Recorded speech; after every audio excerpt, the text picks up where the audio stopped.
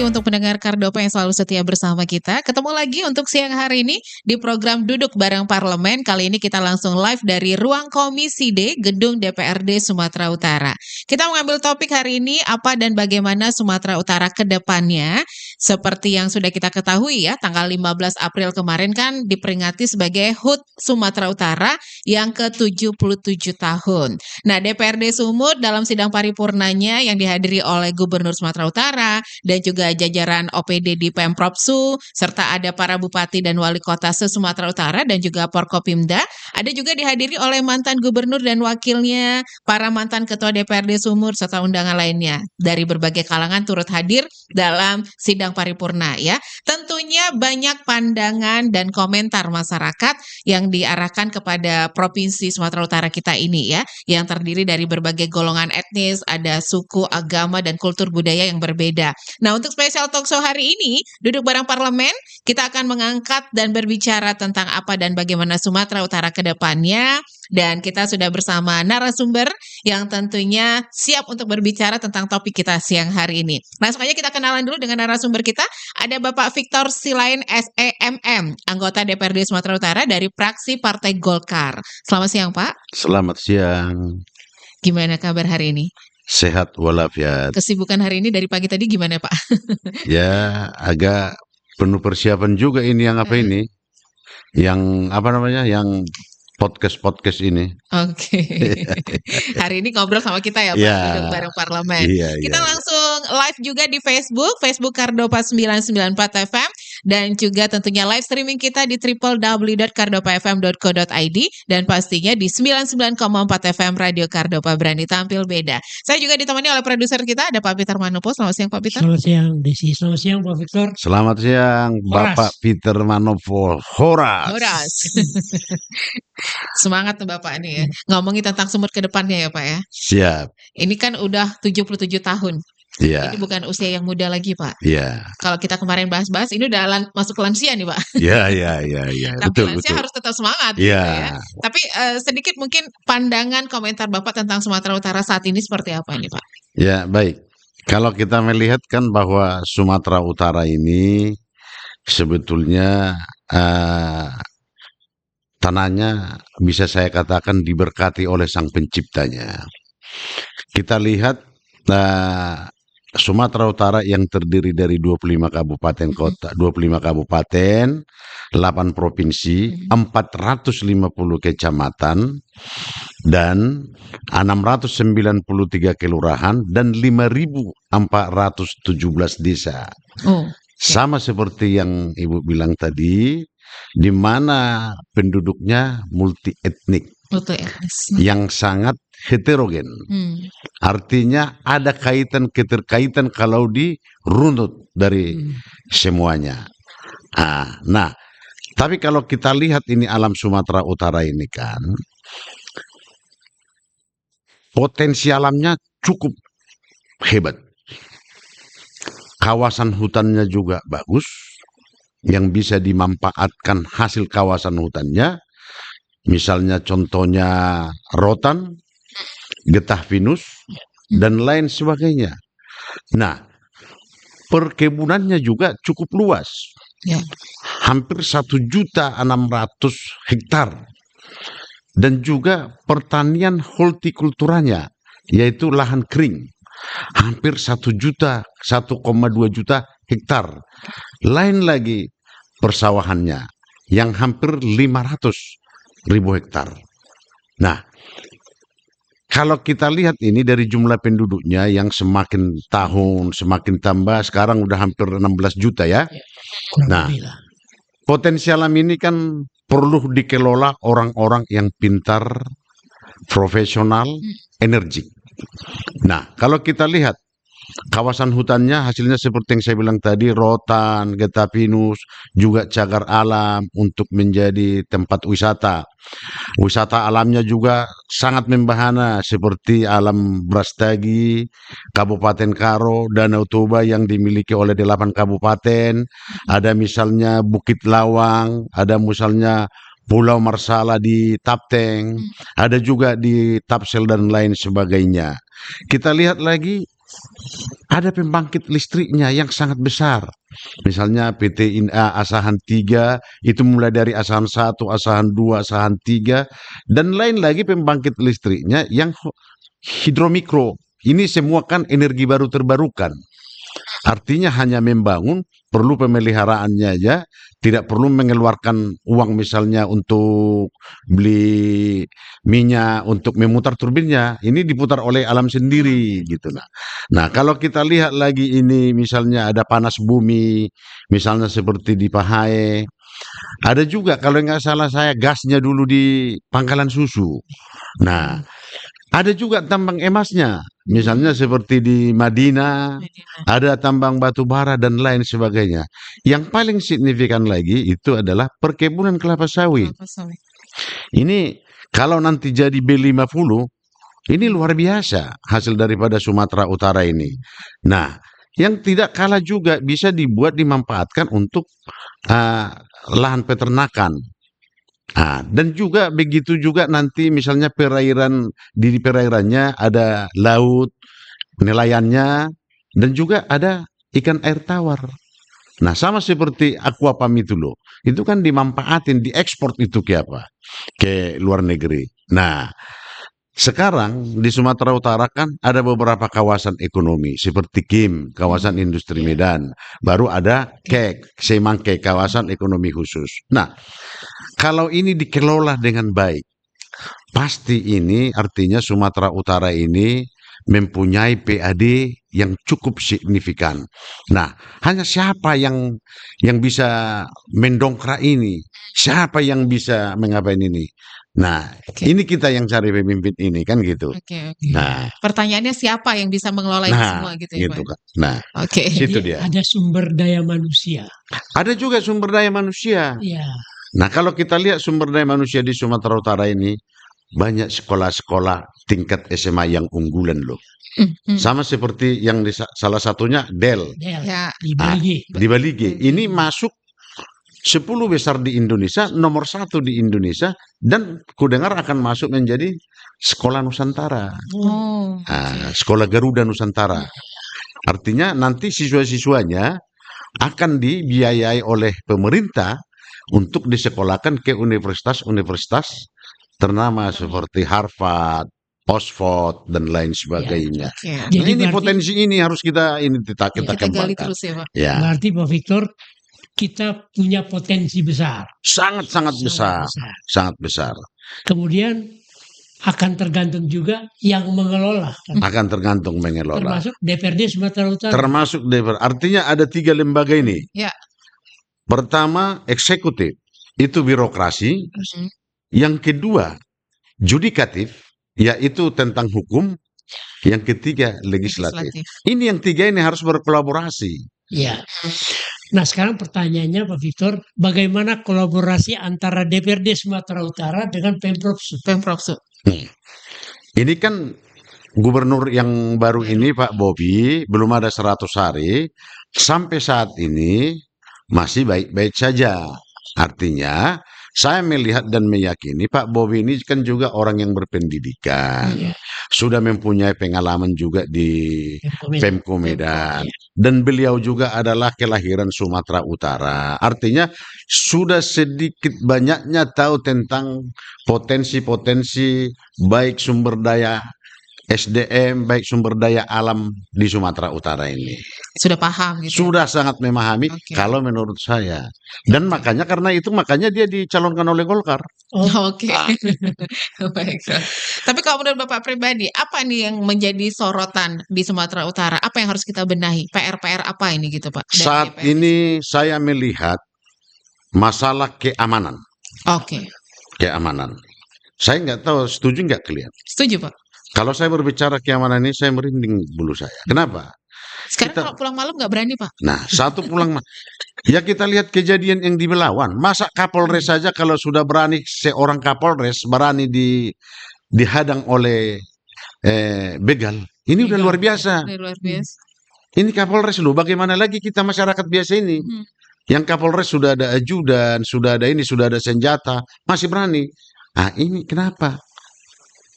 Kalau kita lihat ya, setelah DKI, Sumatera Utara menurut informasi adalah salah satu transaksi narkotika paling besar. Ya. Malah Kita kan Sumatera masih Utara pernah mendapat gelar Nah, nomor satu. nomor satu, di Pak. itu Indonesia. dia. Jadi dia narkotika. Ini kan tidak terlepas juga nanti masuk ke judi online, Ya, human trafficking dan lain sebagainya. Itu dia, Pak. Jadi ada PR besar untuk Ada PR besar kedepannya, ke depannya. yang Bapak katakan tadi. Ya, ini keamanan tadi ya. yang 3 lembaga ini harus bersinergi. Tetapi di kesempatan ini juga saya menghimbau kepada masyarakat. Saya melihat ini supaya menjadi PR kita bersama, bukan hanya PR yang 3 lembaga ini lagi. Kenapa? Karena benteng pertama yang paling kokoh di dalam mengatasi ini semua adalah keluarga. Iya, benar. Ada kepedulian. Ya. Ya. Artinya kalau anaknya memang sudah kena, contohnya laporkan aja. Jangan Berarti ditutupin. Jangan ditutupin. Kita mulai dari keluarga, Pak. Iya, kita mulai Ya. dari keluarga. Dan jangan sungkan untuk melapor apabila anak atau famili kita dan tanda petik kena narkoba. Iya, Oke. itu harus, Pak. Dimulai dari keluarga. Keluarga. Ya, karena memang punya peran penting di sini orang tua ya. Itulah sekarang. Oke. Nah. Nah, selain keamanan, banyak yang mengeluh kesahkan masalah infrastruktur juga nih, Pak. Ini kan Oke. masih menjadi PR yang cukup besar nih. Ya. Artinya ada hampir 3.000 kilometer lebih, 3.400 atau 3.000 berapa itu jalan provinsi. Ya. Nah, 20% ini masih rusak berat, rusak parah. 80% atau bisa saya katakan 70% baru dikatakan status mantap. Status mantap. Nah, memang dari semua provinsi yang ada di Indonesia ini, yang paling panjang jalan provinsinya itu di Sumatera Utara. Sumatera Utara. Nah, ini saya kira kemarin kita waktu rapat dengan Dinas PUPR, kita sudah berdiskusi dan sepakat kita harus membuat klaster untuk pembangunannya ini. Termasuk salah satu di Nias itu, karena itu merupakan juga salah satu Yes, ya. desa tertinggal tertinggal lah, sangat tertinggal lah di Nias Ya, itu. masih masuk kategori daerah tertinggal. Daerah tertinggal. Nah, ini termasuk menjadi mungkin atensi Bapak Gubernur Sumatera Utara. Nah, Makanya beliau ke sana hari itu. ya, dan juga melihat mungkin karena jalan provinsi ini kan penghubung antara jalan kabupaten dengan kabupaten lainnya, baik juga menghubungkan ke jalan nasional. Nah, ini semua kan harus mantap. Kenapa? Untuk mengangkut atau mengangkat hasil produktivitas pertanian. Karena hampir 60% penduduk Sumatera Utara ini kehidupannya dari pertanian. Mungkin hanya 10% dari nelayan. Oh, ya. 30% lagi dari yang lain-lain. Itu dia. Jadi saya lihat dan kemarin kita bicarakan, karena kita juga di Komisi D, beberapa klaster itu sudah artinya lebih diutamakan dulu itu. Dan Pak Gubernur mungkin juga sangat serius juga mencari dana-dana tambahan untuk menambahi APBD Provinsi Sumatera Utara 2024-25 untuk pembangunan terkhusus pembangunan infrastruktur jalan. Oke. Nah, bicara tentang infrastruktur, Pak, apakah memang merupakan kelanjutan dari proyek multi-years Multi-years. dulu? Atau memang sudah disusun balik? Nah, pembangunannya pasti melanjutkan proyek, bukan melanjutkan proyek multi-IES, tapi kan misalnya proyek multi-IES itu misalnya direncanakan kian pembangunan dari jalan ini ke sini 60 km. Tapi mungkin kan sudah ada juga yang dikerjakan tapi belum Selesai. tuntas. Nah, ini kan harus dituntaskan tapi bukan artinya melanjutkan itu, bukan. Artinya Jadi yang tertinggal itu dikerjakan. ya dikerjakan dan saya lihat direncanakan baru ini. Mungkin desainnya baru lagi. Desainnya baru. Itulah yang kita lihat kerja-kerja daripada Pak Bobi yang saat ini yang belum 100 hari ini. Yang kita lihat ya. Dan beliau kita lihat ya sangat intens. Dia ke daerah tingkat 2 memang dia sangat intens melihat situasi dan kondisi di sana secara langsung. Itu yang kita lihat. Oke. Jadi memang Pak Victor banyak pekerjaan yang harus dikerjakan. Banyak. Masih banyak Tentunya PR. kan ada yang namanya DPRD Sumatera Utara untuk memainkan fungsi kontrolnya, Ya, pengawasannya. pengawasan. Nah, bagaimana kurang lebih lah. Ya, artinya kita selama ini tetap melakukan fungsi pengawasan, baik melalui reses, baik melalui kunjungan kerja ke daerah. Tetapi ya walaupun mungkin di sana sini masih ada kita dapat ya kekurangan, yaitu mungkin tidak terlebih dari karena keterbatasan. Ada juga karena keterbatasan. Salah satu contoh lah saya sampaikannya karena kebetulan di Komisi D ini di bawahnya juga yaitu lingkungan hidup. Nah, masalah ekologi saat ini perambahan hutan. Nah, yang agak tren sekarang banyak kali perambah hutan. Nah, memang kemarin kita dorong ini Dinas LHK ini supaya lebih intens, tapi akibat keterbatasan anggaran dan juga keterbatasan pasukan, misalnya polisi hutan itu, ya untuk mengawasi hutan yang begitu luas, ya tidak mampu. Jadi makanya kemarin kita dorong agar Dinas LHK membuat pendamping-pendamping untuk mengamankan hutan-hutan ini. Itulah salah satu contoh. Masih banyak dinas-dinas yang lain juga, banyak juga, tapi itu contohnya gitu. Ya, karena kalau hutan rusak, maka berakibat. Misalnya contoh kemarin kan ada banjir, kemudian ada longsor. Sangat fatal. Sangat fatal. Dan khususnya kita di Kota Medan ini, kita udah sama-sama melihat kan, begitu hujan sebentar di atas sana, sudah banjir di Kota Medan. Berarti itu artinya ekologi di atas sana sebagai sumber Sudah tidak bagus, Pak. sudah mulai kurang baik-baik saja. Tidak baik-baik saja. Tidak baik-baik saja. Sudah banyak penebangan-penebangan. Sudah banyak penebangan. Oke. Ini mungkin sedikit nih Pak, soal pemimpin baru kita, Pak Bobi, Pak Surya. Kan Bapak bilang tadi belum ada 100 hari. Ya. Tapi DPRD sendiri menilai gimana nih Pak? Untuk saat ini ya, saya melihat masih positif. Kenapa saya bilang positif? Saya lihat beliau intens ke daerah, melihat langsung kejadian apa di daerah itu. Mau terjun langsung gitu? Mau terjun langsung. Dan kalau kita informasikan, dia tanggap, yang kita lihat pasukannya dia suruh ke sana. Betul enggak? Oh, oke. Artinya ada perhatian dan kepedulian. Berarti sudah ada perhatian dan kepedulian, berarti niat sudah ada untuk mau memperbaiki. Hanya masalah nanti ya kita lihat bagaimana keuangan ini kan tidak terlepas juga dari keuangan ini semua. Anggaran ini yang belum lagi ada efisiensi anggaran. ada efisien, tapi nggak apa-apa, efisiensi ini nggak ada masalah kok. Nggak masalah. Nggak Seperti masalah. Pak bilang Sumatera Utara kaya nih Pak, Iya. subur tanahnya bisa Iya. diolah, otomatis bisa meningkatkan PAD. PAD-nya. Itu yang kita harapkan. Nah, beliau kita harapkan mampu akan ini. Bagaimana untuk melobi agar misalnya dana bagi hasil sawit ini. Satu lagi, Sumatera Utara, kalau di total ini semua perokok yang ada di Indonesia ini, 60% produksi rokok ini di Sumatera Utara dihabiskan. Oh, tinggi berarti. Itu penilaiannya loh. Itu penelitiannya. Misalnya kalau di Indonesia diproduksi rokok misalnya 100 bungkus, 60 bungkus di Sumatera Utara habis.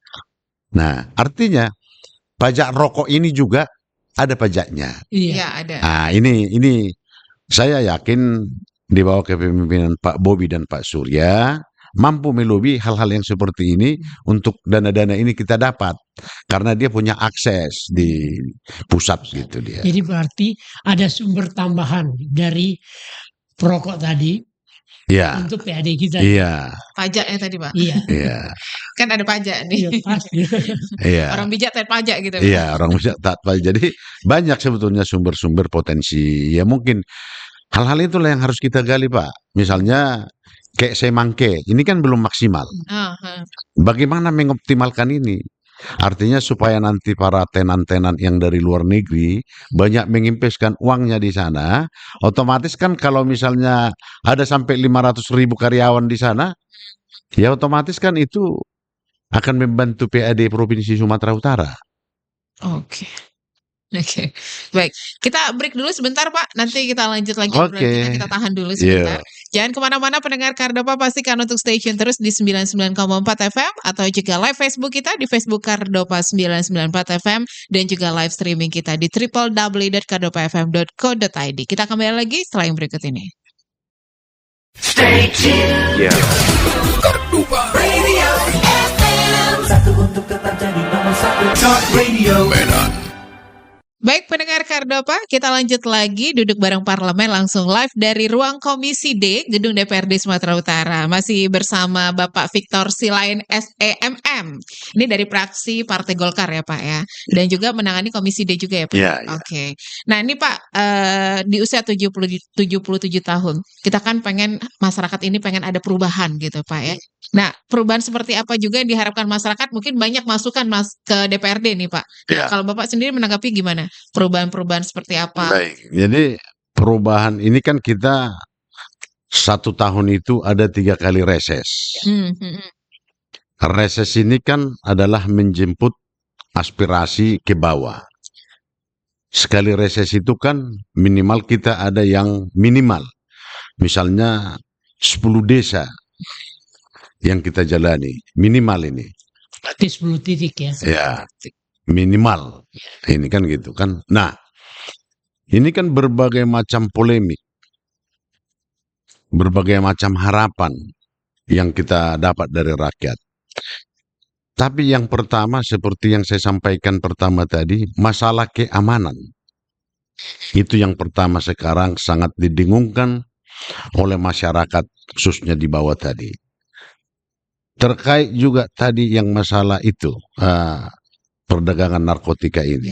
Nah, untuk perekonomian, ini kan Bapak Prabowo sebagai presiden kita, yang mana sampai saat ini sangat intens terhadap ketahanan pangan.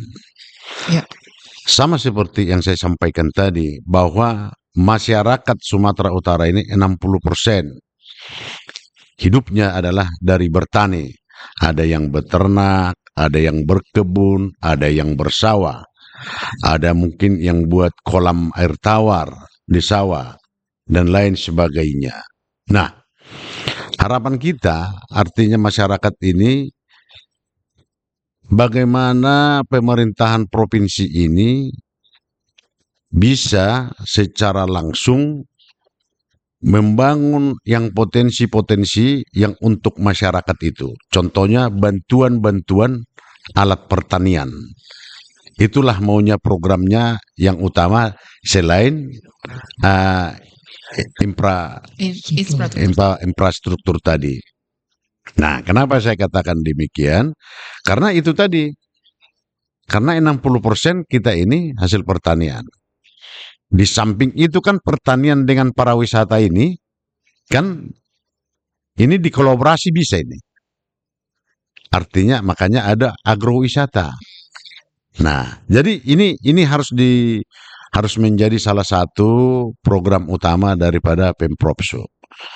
Di mana pemerintahan provinsi ini sebagai perwakilan pemerintahan pusat di daerah. Artinya sebagian dari wewenang pusat itu kan diambil Pemprovsu. Karena Pemprovsu tidak mempunyai teritorial, yang mempunyai teritorial adalah kabupaten. Nah, tapi pemerintahan provinsi ini juga harus dapat berkolaborasi dengan kabupaten supaya ini bisa terlaksana. Jadi artinya pembangunan itu mapping. Jadi kalau sudah dibangun pusat ini, apa yang dibangun pusat itu didukung oleh pembangunan dari provinsi. Karena masing-masing kan ini ada rananya, ada gawenya. Mana yang dibangun provinsi ini maunya harus ditindaklanjuti oleh kabupaten. Karena ada tadi rananya masing-masing. Nah, kalau ini mapping pembangunannya terstruktur, Wah, ini kan luar biasa, artinya dampaknya langsung nampak, manfaatnya langsung terasa. Itu dia. Jadi selama ini juga dari DPR kami dorong bagaimana agar pembangunan itu di Sumatera Utara ini dilakukan secara mapping dengan pusat, provinsi, dan kabupaten. Sharing kan karena masing-masing kan ada dana. Nah, jadi sharing lah, yang ini dulu kita selesaikan, yang ini lagi, kira-kira begitu. Tapi pada intinya, di samping infrastruktur, itu tentang ketahanan pangan kita dorong. Artinya agar misalnya ketersediaan pupuk, pemerintah provinsi harus bisa menjamin bantuan-bantuan alat pertanian. Baru yang kedua tadi, bahwa Presiden sudah menetapkan harga gabah itu 6.500. Tapi sampai saat ini belum semua terrealisasi sampai ke bawah. Masih ada yang membuat harga di bawah itu. Nah, di sini kehadiran pemerintah, baik pemerintah provinsi, baik pemerintah kabupaten. Bagaimana caranya? Mungkin itulah salah satu nanti Koperasi Merah Putih. Ya, Koperasi Merah Putih. Nah, ini untuk supaya bisa menjamin kuota harga tadi. Misalnya jagung 5.000. Memang saat ini sudah ada sebagian, tapi sebagian di beberapa desa masih ada yang belum membuat harga kuota seperti itu. Disitulah harapan daripada masyarakat, hadirlah ini pemerintah, baik melalui misalnya penyuluh-penyuluh pertaniannya, baik misalnya melalui dinas-dinasnya, dan lain sebagainya. Itu harapan kita. Jadi berarti Pak Victor, negara harus hadir. Negara harus hadir. Namun ada satu pertanyaan yang kadang-kadang menggelitik. Masing-masing kabupaten kota jalan sendiri. Satu ke utara, satu ke selatan. Nah, bagaimana dengan pemerintah provinsi? Kabupaten kota jalan sendiri. Jalan sendiri. Ini yang makanya saya bilang tadi, karena Pak Bobi ini juga energik, masih muda, ya sudah ada pengalamannya dari Kota Medan, mudah-mudahan bisa merangkul yang 33 kabupaten kota ini untuk melakukan sinergitas pembangunan yang mapping. Artinya kolaborasi ini yang dibangun akan menjadi sesuatu kekuatan yang lebih besar di Sumatera Utara. Kita ambil contoh. Pak Victor dapat berapa? 9 sumut. 9. Tapteng, Tapteng, Sibolga, ya, Kabupaten Tapanuli Utara, Kabupaten Humbang Hasundutan, Kabupaten Samosir, dan Kabupaten Toba. Nah, dari kabupaten yang Bapak sebutkan tadi, kira-kira apa usulan mereka yang oleh wakil rakyat DPRD Sumatera Utara kan harus disampaikan kan ke pemerintah provinsi. Apa kira-kira Pak? Kalau di Sibolga itu, karena di sana mayoritas nelayan, masyarakat nelayan di sana mengharapkan agar pemerintah Provinsi Sumatera Utara banyak memberikan dukungan terhadap program nelayan, artinya bantuan-bantuan terhadap para nelayan. Karena di 5 kabupaten lagi seperti Tapteng, Taput, Humbang, Samosir, dan Toba, ini kan mayoritas pertanian, hortikultura dan persawahan. Nah, orang ini sangat mengharapkan pertama ketersediaan pupuk bersubsidi dan pengawasan terhadap jalannya pupuk bersubsidi ini tidak diselewengkan oleh orang-orang tertentu. Distribusinya. Yang kedua, agar program pemerintah baik provinsi maupun kabupaten maupun pusat banyak melakukan dukungan-dukungan terhadap program pertanian. Contoh, pemberian alsintan, pemberian bibit, bantuan bibit. Dan saat ini juga masyarakat sudah meminta baik ke pusat maupun ke provinsi untuk menambahin para PPL, penyuluh pertanian yang profesional. Jadi artinya penyuluh pertanian ini harus bisa mengedukasi dan membuat diversifikasi pertanian terhadap masyarakat, bahwa di daerah sana yang ditanam yang paling cocok misalnya bawang merah, Ada klasifikasi. Ya, di daerah sana yang paling cocok kan ini kan diukur atau diteliti melalui pH tanah dan lain sebagainya. Misalnya di daerah sana mungkin varietas bibit padinya yang cocok ditanam ini. Karena sekarang kan masih 5 ton kalau nggak salah. 5 ton atau 6 ton 1 hektar. Nah, kalau di daerah di luar negeri, di Thailand, di Cina itu sampai 9 atau 8 ton. Nah, ini kan. Ya mungkin ini tidak terlepas juga dari tata cara pengolahannya, tidak terlepas juga dari varietas bibitnya yang dipakai, bagaimana kan gitu ini. Nah, ini yang diharapkan dari sana. Baru khususnya di kawasan Danau Toba ini memang kita lihat pusat sudah mendukung infrastruktur ini. Bagaimana agar kiranya destinasi para wisata ini juga semakin diminati di Sumatera Utara ini. Bisa kita lihat loh, Kabupaten Badung itu, Bali ya. Bali, 4 triliun PAD-nya Besar ya. dari hanya sektor pariwisata. 4 triliun. Dan kita pun kalau reses memang kita bilang sama masyarakat, kalian enggak setuju enggak bahwa kota kita, kampung kita ini kita buat menjadi salah satu tujuan destinasi para wisata? Orang itu bilang setuju. Kita tanya, apa yang telah kalian lakukan kalau kalian setuju? Nah, kadang bingung orang itu, tidak tahu apa yang mau dilakukan. Nah, misalnya seperti kita yang paling gampang kita sampaikan, pernah enggak kalian lihat itu ibu-ibu yang ritual membawa apa di Bali ke laut? Itu artinya apa? Orang itu berdoa. Minimal Bapak Ibu harus melakukan doa, meminta kepada Tuhan agar kiranya Tuhan mengirim ke Sumatera Utara ini atau ke Danau Toba ini para wisata yang baik dan berduit. Jangan tidak berduit. Kalau tidak berduit intinya jadi mencopet. Iya betul. Iya. Kan gitu. Iya. Nah, ini minimal ini artinya kalau misalnya masyarakat ini sudah mulai dari gerakan-gerakan spiritualnya mau berdoa. Kalau misalnya Muslim kan bisa dia sholat, melalui sholat ini artinya sudah ada niat loh. Pertama kan niat dulu. Iya, iya. Kalau sudah ada niat kita, ya udah mari semua sama-sama kita keroyok. Iya. Nah, jadi sektor pariwisata tadi, sektor pertanian dan lain sebagainya. Itulah yang paling utama. Jadi mindset harus dirubah Pak ya. Ini harus dirubah. Harus dirubah kalau ingin maju ya Pak. Kalau ingin maju Sumatera Utara Kalau ini. ingin maju Sumatera Utara. Nah, terkait masalah SDM nih Pak. Ya, Terkait SDM melayani masyarakat. Ini kan juga mungkin Bapak pernah dengar masih banyak komplain-komplain masyarakat terkait pelayanan-pelayanan publik nih Pak. Ini kan juga menjadi sorotan di 77 tahun Ya. Sumatera Utara nih Pak. ya. Gimana Bapak? Saya setuju. Jadi kita juga melihat ya, masih banyak kita lihat bahwa birokrasi pelayan-pelayan publik ini kadang masih alergi menerima masyarakat. Yang kedua, kadang masih arogan.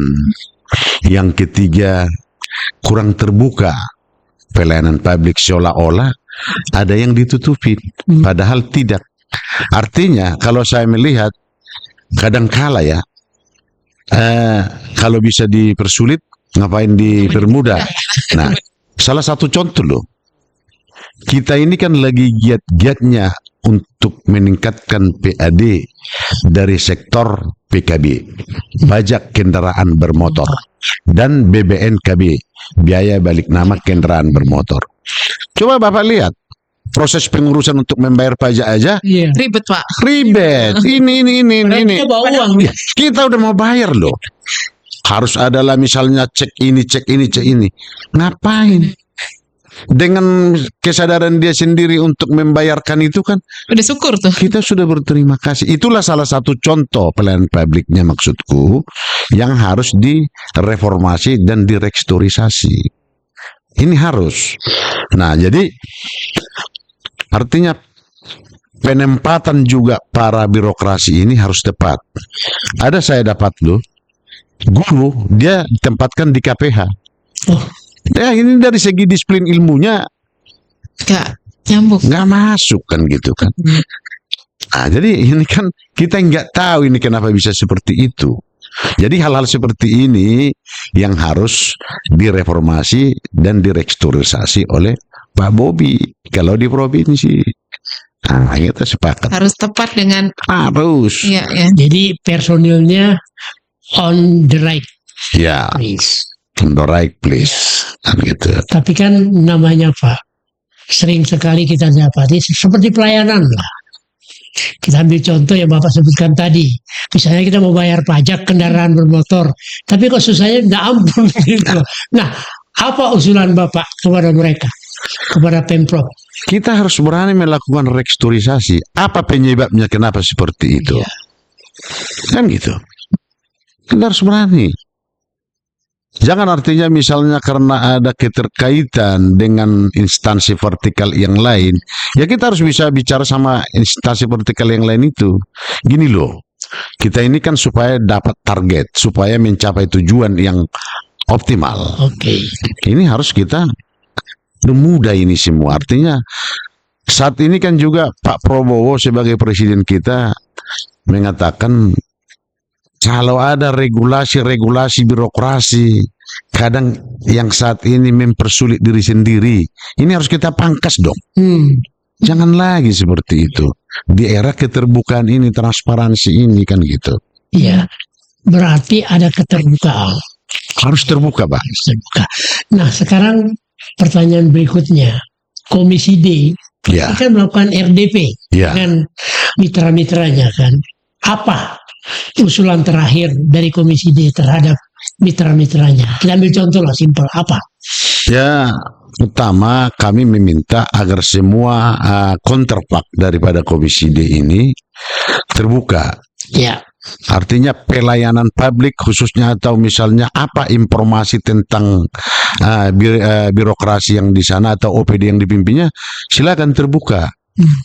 Bahkan kita sampai mengambil itu satuan tiganya kemana itu dana-dananya dibuat, apakah tepat guna atau enggak. Karena efisiensi ini sebetulnya ada bagusnya, efisiensi anggaran ini. Jadi efisiensi anggaran ini adalah salah satu strategi agar penggunaan anggaran itu tepat guna. Efisiensi ini bukan kikir, lain kikir, tapi lebih tepat guna dan tepat sasaran. Gitu. Termasuk tentunya Pak Victor adalah masalah perizinan. Ya. Nah, Jadi kemarin kita minta agar perizinan ini mana yang bisa dipangkas, pangkas. Artinya kalau tidak mengganggu yang hal-hal yang sangat teknis, artinya perlu pertimbangan teknis karena itu mungkin menyangkut nyawa orang dan ini, ya sudahlah, permudah aja lah, kan gitu. Nggak perlu mesti begini. Karena toh juga hasilnya itu tadi, tujuannya itu tadi kan gitu kan. Kan Pak Presiden pernah bilang birokrasi kita memang cukup ribet di sini. Ribet. Akhirnya para investor juga malas menarik diri, Iya. kan Pak? Artinya mempersulit diri sendiri. Diri sendiri yang dipersulitnya kan gitu. Contohnya Bapak lah, ada uang mau berinvestasi karena rumitnya ngurus izin, nggak jadi, malas kan gitu. pindah ke negara lain. Pindah ke negara lain kan gitu kan. Apalagi ada pula ormas-ormas. Apalah itu yang tadi yang ku bilang keamanan dan kenyamanan tadi. Jadi harus bisa kita memberikan keamanan dan rasa nyaman. Iya. Kan gitu. Bagaimana nyaman gitu loh. Ya, berarti kan terkait dengan kepolisian kan. Ya, Atau seluruh masyarakat juga haruslah. artinya masyarakat lah utamanya saya lihat ini. Kalau gini, kulihat sama seperti Impres nomor 2 tahun 2019 itu dikeluarkan Pak Jokowi bahwa negara Republik Indonesia ini sudah darurat narkoba katanya. Itu kan sudah angkat bendera namanya itu kan. Nah artinya kita kan bisa melihat sekarang situasi dan kondisi sekarang. Kalau kita hanya mengharapkan APH, aparat penegak hukum, tidak mampu lagi. Iya. Tapi APH ini juga kita dorong terus bagaimana juga melibatkan masyarakat ini untuk ikut serta menjaga ketertiban dan keamanan tadi. Nah, itulah tadi fungsi pengawasan kita. Nah, sehingga kita pun mau membuat perda-perda yang bagaimana agar juga bersama-sama masyarakat dengan pemerintah dapat sama-sama melakukan pekerjaan itu untuk hal tujuan yang sama tadi. Ya, berarti hingga sekarang lah DPRD Sumatera Utara kan sedang menggodok perda. Ya, ada beberapa perda. Jadi berarti dengan adanya perda itu menjadi landasan hukum Ya, bagaimana bertindak. ya, Nah, Pak Victor, tentunya kan ada masalah banyak di provinsi ini. pasti adalah masalah. Bapak optimis dengan kepemimpinan yang baru ini pada usia yang ke-77, ke depannya Sumatera Utara bagaimana, Pak? Artinya gini, Pak. Sama seperti yang saya sampaikan tadi. Dari awal kan Partai Golkar sudah melihat gestur maupun profil daripada Pak Bobi Surya bahwa dia akan mampu menyelesaikan problematika yang ada di Provinsi Sumatera Utara ini. Baik problematika pembangunan infrastruktur, baik problematika masalah kesehatan, baik problematika masalah pendidikan dan SDM, maupun harus kita sampaikan sama dia harus berani melakukan restrukturisasi, reformasi birokrasi untuk yang lebih good governance, clean and clear. Dan sudah saatnya sekarang, Pak. Karena kita lihat ini Pak Bobi ini kan dia energi, masih muda, punya relasi dan konektivitas di pusat. Artinya kelebihan-kelebihan itu kita lihat, itulah mendorong kita kemarin mencalonkan beliau menjadi gubernur Sumatera Utara. Dan itu akan tetap kita inginkan. Kita lihat juga kalau visinya Pak Bobi ini kan lumayan juga. Kolaborasi Sumut Berkah menuju Sumatera Utara yang unggul, maju dan berkelanjutan. Artinya dia melanjutkan pembangunan-pembangunan yang belum dilakukan pada masa periode-periode sebelumnya. Nah, kita lihat lagi misinya ada 5 kan. Ini lumayan misinya loh. Baru meningkatkan kualitas sumber daya manusia. Berarti dari segi SDM tadi mungkin baik melalui pendidikan mulai usia dini, SD, SMP, SMA. Mungkin nanti Provinsi Sumatera Utara banyak membuat sekolah-sekolah, kalaupun tidak bisa unggulan minimal plus. Oke. Baru mungkin menjaga stabilitas makroekonomi itu tadi bagaimana dia memberdayakan sumber daya alam yang cukup kaya raya ini. Baru akan meningkatkan kualitas tata kelola pemerintahan ini. Bagaimana dia meningkatkan kualitas. Jadi mudah-mudahan apa yang dibuatnya ini kita lihat, ada yang dibawanya dari Medan, kita positif thinking aja dulu. Oke. Artinya kita lihat yang dibawanya ini juga adalah lulusan STVDN. Yang selama ini lulusan STVDN ini kan katanya hebat, qualified. Kita lihat, dia buktikan. Kita kasih kesempatan, tidak masalah. Kan gitu kan, baru mengembangkan dan menata infrastruktur yang berkualitas, dan juga beliau juga kulihat menata estetik daripada infrastruktur ini juga. Baru juga beliau kulihat memperketat ini ketahanan sosial budaya dan membangun masyarakat Sumut yang tangguh. Ya. Dan mungkin juga yang diperlukan adalah clean governance. Good governance Ya. tadi. Dan terhindar dari korupsi. Dari korupsi. Ya. Itu yang kita harapkan. Harus. Artinya ginilah, kita harus mulai sadar lah. Artinya mencari duit itu kan bukan mesti harus korupsi, enggak. Bisa misalnya siap kita kerja, ya udah berdagang, ada usaha, ada sedikit usaha kan. Kayak siapa? Deddy Mulyadi. Kang Deddy. ADM. DDM. Iya kan? Ya kan? Iya. Iya. Kan Tapi banyak berasa- cara-cara. Bisa agak dicontoh juga nih. Iya. Tapi Pak Victor, ada julukan dulu ke Sumut kan, semua urusan mesti uang tunai. Ya. Jadi kalau ada julukan dulu semua urusan mesti uang tunai, ini coba kita hapuslah. semua urusan mesti Transparan. transparan kita Dan buat tuntas. dan tuntas kan gitu kan. Harus gitu sekarang kan gitu kan.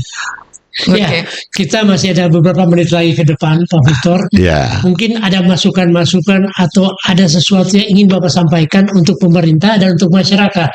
Kan DPR wakil rakyat, kan? Ya. Rakyat. Kan bukan wakil partai. Enggak.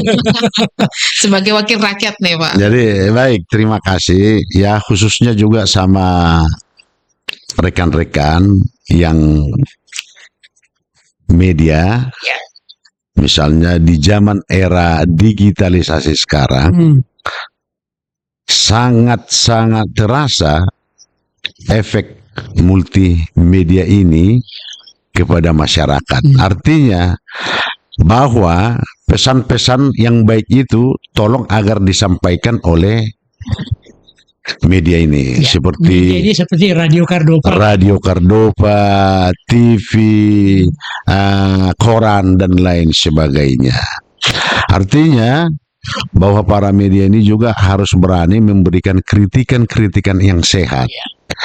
Kritikan-kritikan yang sehat ini harus mempunyai fakta dan data yang sudah tervalidasi. Ya. Jangan asal membuat berita, Ya. Apalagi hoax, kan? apalagi hoax. Nah, karena kalau kita buat berita seperti itu kan tidak membangun.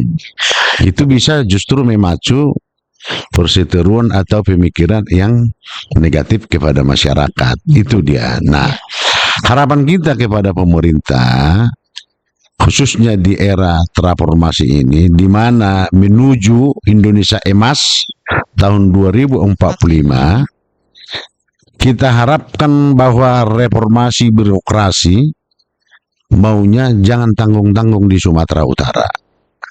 Artinya, kalau selama ini ada kebocoran-kebocoran, udahlah, tinggalkanlah itu. Mulailah, artinya. Inilah waktunya kita harus betul-betul mengabdi sebagai aparatur negara. Jangan sampai 3 kali, Pak, ya. Jangan sampai 3 kali. Macam judul lagu nih Pak. Iya, kan gitu kan. Nah, ini pesan kita kepada pemerintahan Provinsi Sumatera Utara dan pesan kita kepada Pak Bobi sebagai Gubernur Sumatera Utara agar tetap kuat, sehat, tidak berubah prinsip, menjalankan visi dan misi, karena kita lihat misi dan visinya itu cukup bagus dan strategis, dan kita harap kepada semua OPD sebagai pendukung beliau harus tetap mendukung dia. Itu pesan kita kepada birokrasi. Jadi artinya kita lakukan dulu dari diri kita sendiri sebagai pelayan publik. Ya. Itu dulu pesan kita. Dan mungkin tambahan, Pak, dengarlah suara media Ya, yang memang merupakan apa yang terjadi di lapangan, itu yang ditangkap dan disiarkan oleh media. ya. Iya. Oke. Baik, waktu kita sudah habis nih Pak. Siap. Mungkin ada yang pengen disampaikan sebagai closing statement kita untuk siang hari ini ke pendengar Kardopa khususnya. Kepada semua rekan-rekan, fans maupun pendengar Kardopa, kalau lagi di jalan, hati-hati di jalan.